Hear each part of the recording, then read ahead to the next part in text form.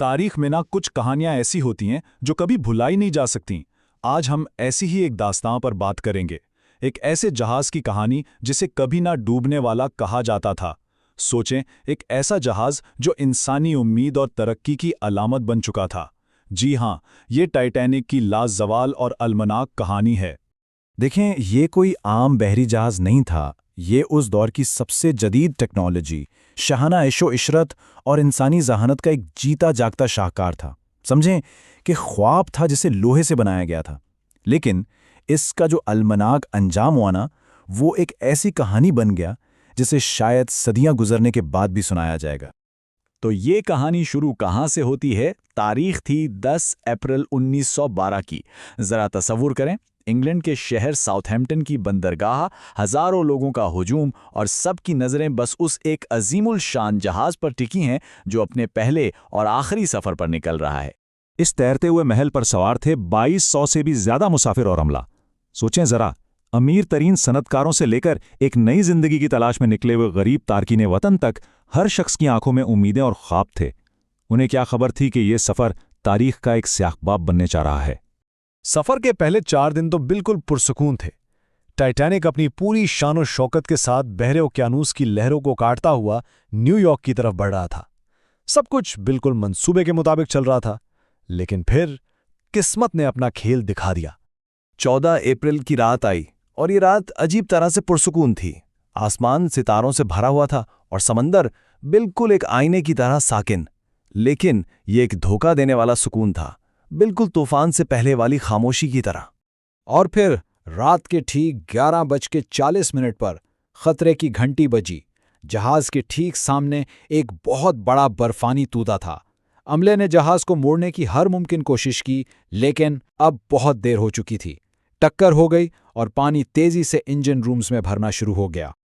اوپر ڈیک پر شاید لوگوں کو ٹکر معمولی لگی ہو، لیکن پانی کے نیچے ایک جان لیوا زخم لگ چکا تھا۔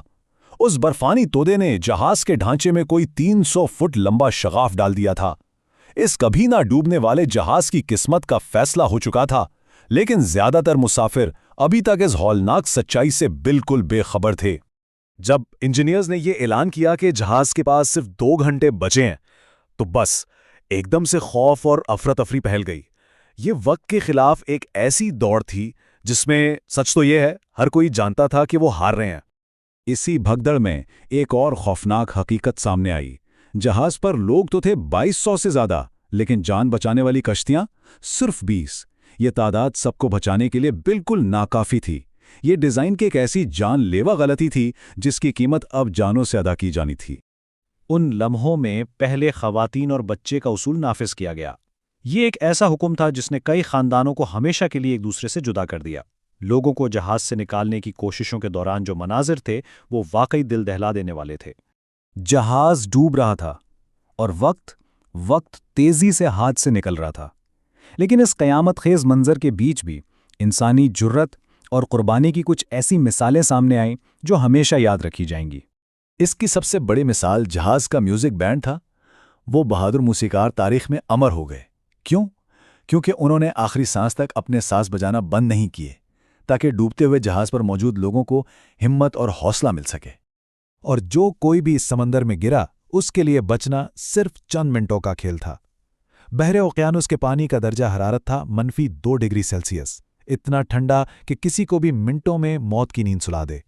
اور پھر 15 اپریل کی صبح 2:20 پر ٹائٹینک 2 ٹکڑوں میں ٹوٹا اور ہمیشہ کے لیے سمندر کی تاریک لہروں میں سما گیا۔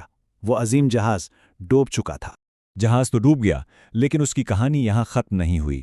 اس کا ملبہ بحر اوقیانوس میں ایک مقبرے کی طرح پڑا رہا، ایک ایسی داستان سناتا ہوا جو کبھی ختم نہیں ہوگی۔ اس سانحے کی جو انسانی قیمت تھی وہ ناقابل تصور ہے۔ 1500 سے زیادہ مرد، عورتیں اور بچے اس برفیلی رات کی نظر ہو گئے، اور یہ واقعہ تاریخ کے بدترین بحری حادثات میں سے ایک بن گیا۔ اور حیرت کی بات یہ ہے کہ یہ ملبہ 73 سال تک سمندر کی گہرائیوں میں گم رہا۔ آخرکار 1985 میں اسے دوبارہ دریافت کیا گیا۔ آج بھی یہ بحر اوقیانوس میں 12,000 فٹ کی گہرائی میں موجود ہے، اور اس نے ایک افسانے کو ٹھوس حقیقت میں بدل دیا ہے۔ تو آخر میں ایک سوال ذہن میں رہ جاتا ہے، کیا ٹائٹینک انسانی غرور کی ایک یادگار ہے، या फिर कुदरत की ताकत का एक ऐसा सबक जो कभी पुराना नहीं होता?